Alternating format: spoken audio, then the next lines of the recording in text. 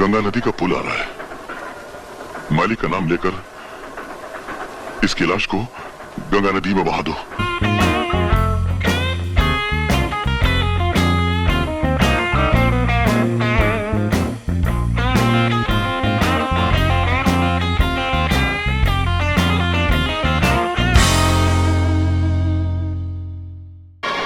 मैंने सिर्फ बच्ची को फेंक दिया।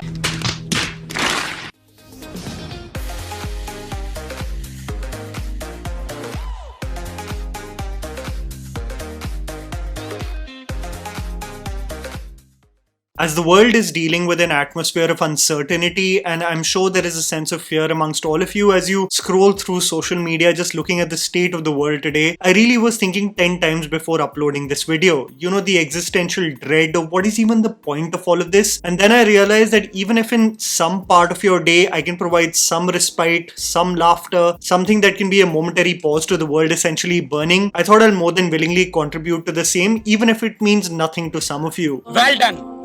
तालियां होनी चाहिए यार हमारे लिए. You may have guessed from the introduction scene of the video the theme we follow on these episodes. The MATLAB KUCH series, for those new here, is where we discuss some of the most unintentionally funny, illogical, physics-defying, and especially regressive and problematic content across Indian cinema that really needs dissection, because I genuinely cannot believe that such content has been normalized. We will not only take archaic references from the 80s and 90s, but also provide you examples of the movie that released in the last decade or so, just to prove to you that our evolution in thought is extremely limited in nature. So sit back and buckle up. The ride is going to make you facepalm and shocked. I can guarantee you that. Getting right into it, here is Tried&Refused Productions with 5 shocking Indian movie scenes you won't believe were approved. Tere Ishq Mein. One of the wildest movie experiences of 2025 was when I watched the Anand L. Rai directed film Tere Ishq Mein, somewhat touted as the spiritual sequel to Ranjana, if it was set in an alternate universe. A movie that due to conflicting IP ownership could not reference the world of Ranjana, but alluded to it as its mood of rage and stalker creepy behavior remained consistent. I don't know what switched in Anand L. Rai and Himanshu Sharma, his writer, ever since Tanu Weds Manu returns, but they have an obsession with absolutely irresponsible portrayals of mental health conditions since that movie released in 2015. It is since that movie placed a character in a mental asylum over a quarrel in a marriage, and in Atrangi Re portrayed institutions dealing with people with complex issues as mad monkeys, essentially the extension of where Radhe found himself in Tere Naam. Tere Ishq Mein and its logic across the board is so bizarre, you really wonder what the maker smoked while formulating this film. Kriti Sanon is a PhD student pursuing psychology, a course that takes roughly around 5 years to complete. Her thesis is focused on anger in society and how in modern psychology, this can be removed entirely from humans just like the appendix. She says this while providing a 2200-page thesis, something that immediately made the bells ring for psychology students who spoke about how they struggle to churn up even 300 to 400 page thesis to the best of their ability, and how faculty would immediately tell students to make their study concise if they ever dared to present a 2200 pager thesis to them. What's crazy is that the thesis is presented without any sample size or proof. Kriti is shocked that it isn't getting approved, so she says she will prove this theory with one sample size, one control group, a dhanush. She manipulates her study by offering him time, a hint of romance, and even the promise of sex later if he helps her get this thesis approved. Pakka, I'll give you lots of fun. Bhar bhar ke. Pehle thappad kha. She basically scams her way into getting the thesis, manipulating the test subject with the promise of later so that he doesn't publicly react or act violent, only to get a job eventually with the Defence Forces of India. He of course denies because his love is very pure. तेरी T-shirt काम में उतर सकती है, पर प्यार में मैं शर्ट कैसे उतार दूं? He's that man who can understand the feelings. He is that man who can knows what the personality is required. He is that personality which makes the dreams come true. Do you realize how irresponsible this is from all angles? From not only the way she pursued the PhD or got her degree, but how silly and incompetent the faculty is to even approve it. This is merely a small section of the problem of this movie, where the issues are rather technical and especially resonate with those who have a psychology degree or PhD. But the real Matlab Kuch Bhi material is in the last 30 minutes of this absolute mess of a film. A pregnant Kriti was given a shrap on her wedding day by Dhanush while throwing Ganga Jal on her. A disturbing image where strangers assumed it was acid, saying that Shankar चाहता है कि तेरे घर बेटा हो, तुझे भी पता चले जो इश्क में मर जाते हैं वो भी किसी के बेटे होते हैं. This remains the reason why Kriti, who is 9 months pregnant despite consistently drinking, smoking and even consuming petrol, is not losing her child. She is dying of liver cirrhosis, but the child is not dying. She connects this phenomena to the shrap that Shankar gave her on her wedding day of having a son. What's insane is that Dhanush, an Air Force pilot now, because everything is makhan for him by the way, a good for nothing college ruffian, is so talented that he can become an IS officer and the best Air Force pilot too, because, well, he is the hero of a Bollywood movie. Kriti is the psychologist whose approval is needed for Dhanush to go into the line of war. But she withholds signing this paper because she does not want Dhanush to die in the line of war, in which her husband is trapped too. How did her husband reach here? Her husband, who was a professor in Delhi University, is now a part of the Navy. How? Why? Kaise? You don't ask questions, you just accept it. So with the fear that she will lose her husband, Dhanush, and that she is also dying due to liver cirrhosis, she fears no one will be there to take care of her son. So persists in making sure that Shankar doesn't go to the line of battle. You know, the duty of a soldier. What's the other googly is that now Kriti loves Dhanush too. She communicates this with the worst romantic line possible. लड़कियां हमेशा राजकुमारों के सपने देखती हैं, मजदूरों के नहीं. मोहब्बत में समझदारी की आदत होती है उन्हें. फिर उन्हीं समझदार लड़कियों को उस राजकुमार के प्यार में वो नमक नहीं दिखता है जो मजदूर के पसीने में होता है. Bro called him a laborer but said, hey, that's hot, okay? Dhanush genuinely gets frustrated because this psychotic woman has come back into his life, ordering him to take care of the son that is not even his. अरे क्या करूं मैं इसका? क्या करूं इसका? क्या करूं? मार भी नहीं सकता. Dhanush promises to either come back or ensure that the father of the son will return, only for him and Kriti to die in the end. Dhanush, while becoming a full kamikaze pilot, says the most tone-deaf dialogues in the end. हमारे बाद आने वाले लोग बहुत सारे महान काम करेंगे, लेकिन हम जैसा मोहब्बत नहीं. The only silver lining in this entire movie is that the baby's father somehow can live a life without these two psychos, thankfully. An absolute Matlab Kuch Bhi fiasco. Devde ki Cheshan ki Manchul. A special place in the Matlab Kuch Bhi episode is Puri Jaganat's filmography because the director may be extremely entertaining back in his heyday with his movies, but they are always laced with misogyny, especially in the manner in which the male lead approaches the opposite. One of the hit jodis through the 2010s was of Ravi Teja and Ileana D'Cruz. This is a movie entirely set in Thailand, and Ravi Teja, a fixer who has to deal with an infamous Don played by Prakash Raj, who by the way has lost his memory but gets it back each time he is hit on the head. Ileana in this movie sports a terrible wig and is a taxi driver and is presented in, well, the most aesthetic way possible known to commercial directors in this country. The comedy of errors makes her house Ravi, for she feels pity for him. The movie is racist, throwing jabs at Thai people while shooting in Thailand. पता चला ये लोग cricket में allowed क्यों नहीं है. अगर एक बार आउट हो गया तो दोबारा हेलमेट पहन कर आएगा, किसी को डाउट भी नहीं होगा. The common factor between them is the element that is most often used in commercial Telugu cinema to emotionally manipulate the audience. What is that? It is the Anath card. मैं भी तो अनाथ हूँ. मुझे भी एक निवाला खिलाओगी? हम दोनों अनाथ हैं. Ravi Teja, while sleeping in Ileana's house, takes the opportunity to do what most male leads do in a Puri Jaganat film, take advantage of the leading lady, with the most disturbing background music to denote what is his intention. Coffee कर चलाए दिल पे आरी, माथेरान जाकर करूंगा इसी के साथ घुड़सवारी. When she pushes him off the bed, he says the line that is even more disturbing. आज तुम मेरी शादीशुदा बीवी होती तो मैं तुम्हें इस घर से निकाल देता. Because who can really deny to a husband if he asks for it? It's the women who should just do it irrespective of how they feel. The most creepy element of this movie is that the romantic dynamic of this film all exist due to fate, with careful observation by gods denoted through Brahmi and Kovai Sarla. When due to the Anath card, love blossoms between the two, and in a quarrel Ravi Teja threatens to leave Ilyana slaps him, to which Ravi Teja deems it fit to reply back to her with the same treatment. Ilyana, enraged, low blows him, and the gods want to change the fate and want them to have a better outcome in their relationship, so they put them in another scenario. Hopefully this time they are not violent with each other. So what do you think happens? अभी से मेरा कहना नहीं मानती है। मारो, हिम्मत है तो मार कर दिखाओ।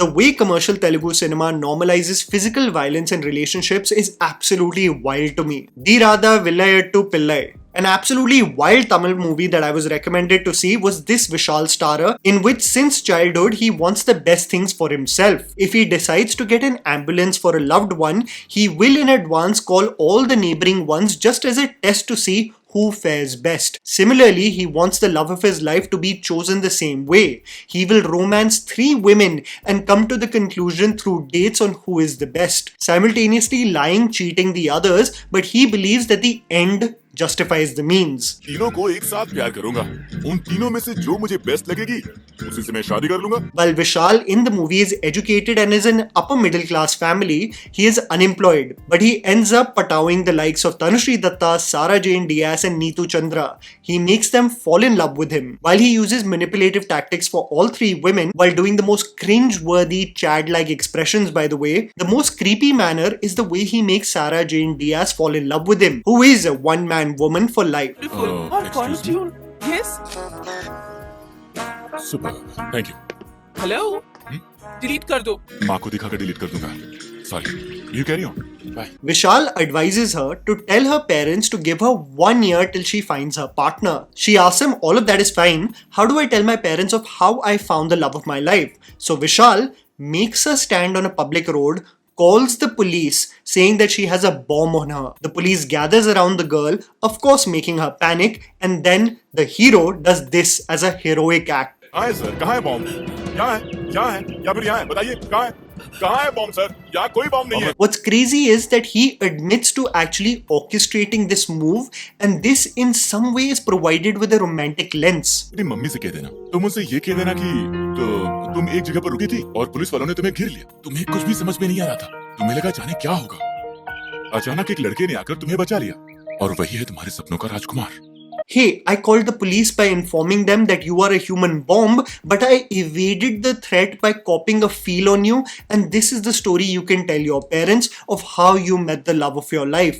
What's even more bizarre about this movie is that it puts Vishal on this high horse of morality, constantly telling girls to dress in a more decent manner while doing the most immoral activities. काम की तलाश में लोग 4-5 कंपनियों में application नहीं देते हैं क्या? घर के लोन के लिए 4-5 बैंक में अप्लाई नहीं करते हैं क्या? He gets exposed. Neetu Chandra tells the girls about his antics, but Sarah Jane Diaz refuses to believe this is true. इस तरह की फोटोज दिखाने से क्या मैं मान जाऊंगी Kartik? They also bring a mental health angle here, by the way, on how Sarah gets anxiety due to abandonment issues, another reason why Vishal grows fond of her.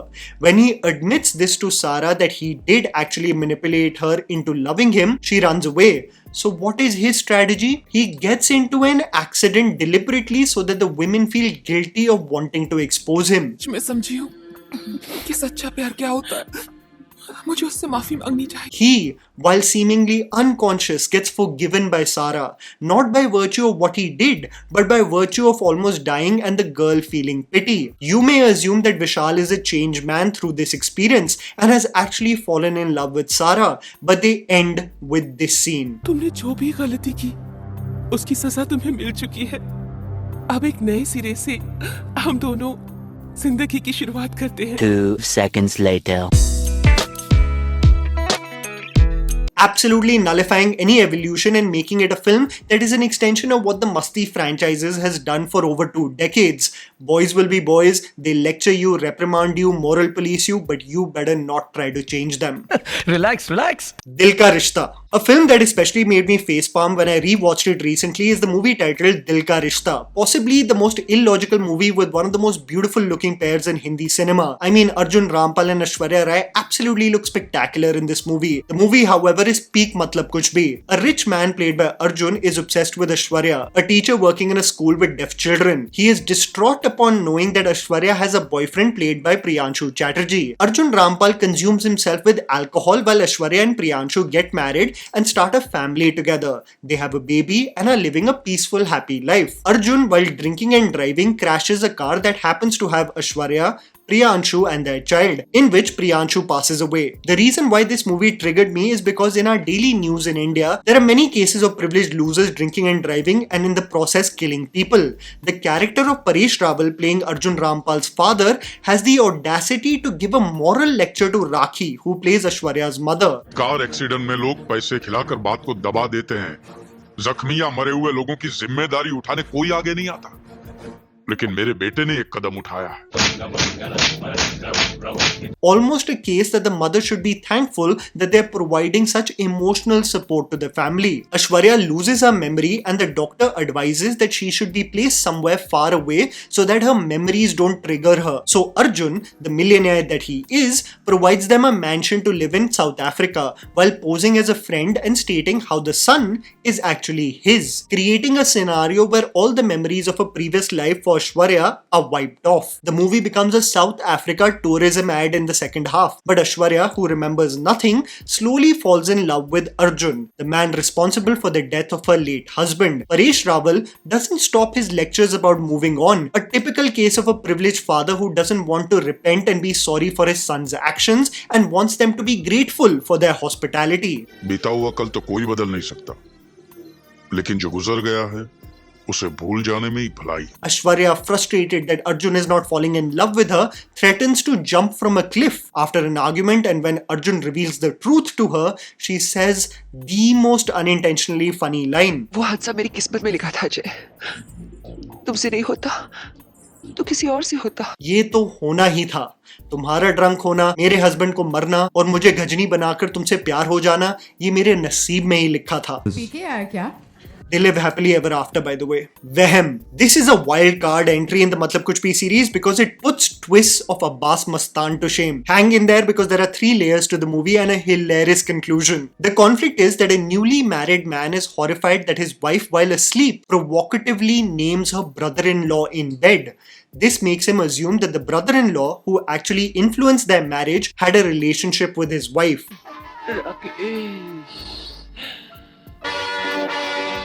This is the point of conflict. Valid. मेरी बीवी किसी और का नाम लेती है while asleep. This triggers him everywhere. The husband is adamant to sell a carpet that the brother-in-law gave them as a gift. The husband is triggered by the carpet, for it is a memory of the dude who his wife may have had the hots for. Bro has a full-on staring contest with the carpet, by the way.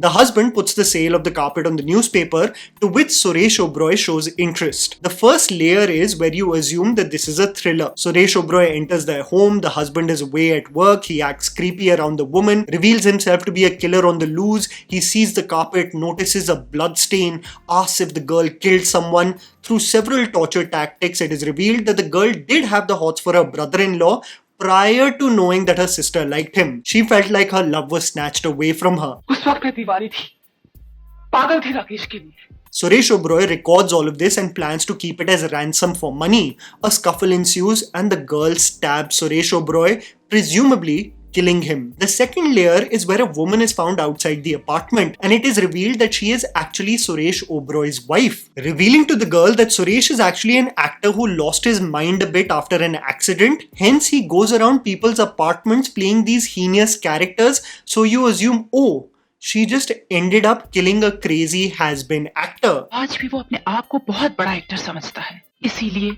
आए दिन किसी न किसी के घर में घुस के ऐसा ड्रामा करता है कि लोग उसे सच मान लेते हैं. When the wife leaves, Suresh actually wakes up, making her faint from shock, only to reveal the third layer. This was all an experiment conducted by Suresh Oberoi, who is actually a doctor. The husband approached the doctor upon knowing that his wife in her sleep says the name of her brother-in-law.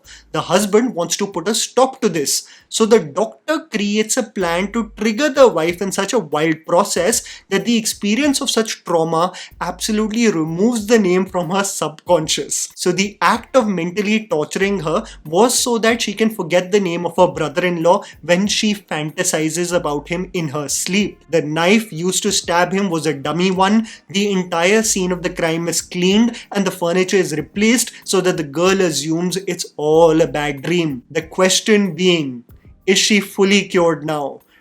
Did the experiment work? This is the climax. Samir.